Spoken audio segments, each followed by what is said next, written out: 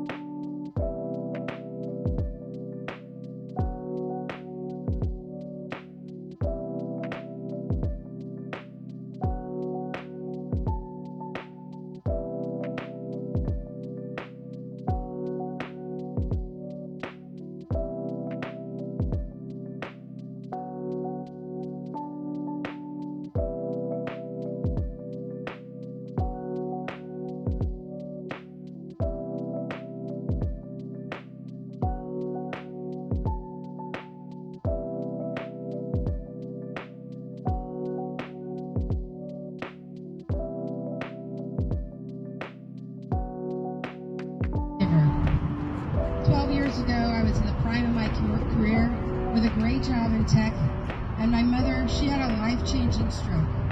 She was only 62 years old and had just retired from a career in aerospace at Boeing and was active and healthy.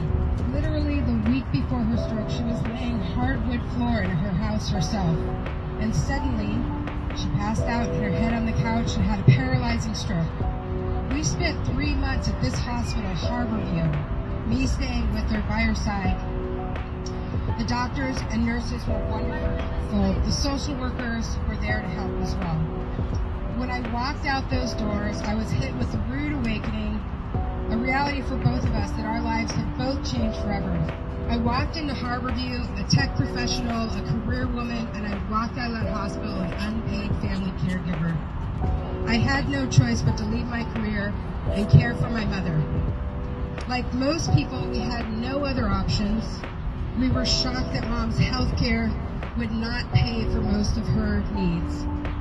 Would not pay for care aids, her home modifications, the walk-in closets, the ramp she needed.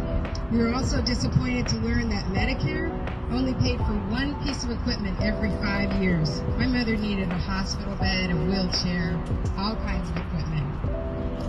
I did all the hard things nobody wanted to do for the parents, helping her use the toilet, changing her adult briefs, lifting her to bed from her wheelchair, feeding her, bathing her, managing her medications. I'm grateful for my care journey with my mother. It was incredibly rewarding to spend so much time with her, as difficult as it was to see her be that helpless. I learned so much about how deeply our society and our systems ignore and deny reality. If we live long enough, we are either going to be one of the ones who need care or one of the ones who will be providing care as a caregiver. In fact, in Washington, there are over 820,000 unpaid family caregivers for a loved one. Why? Because their loved ones do not have long-term care insurance. Most families have less than $5,000 in their savings. The vast majority of caregivers are women like me who must leave their jobs or significantly cut back on the hours that they're putting in to care for a parent, a loved one, in-law, spouse, or someone who is sick, injured, or aging. I-2124 makes things even worse by killing Washington's long-term care insurance program for 3.9 million Washingtonians.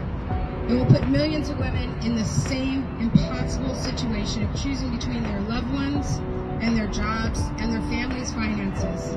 It will drive more people into debt as they lose their income and tap into their savings to cover a loved one's expenses.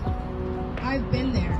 Take it from me, we cannot afford to lose I-21-24, which would make an already costly, heartbreaking journey even harder for millions of Washingtonians.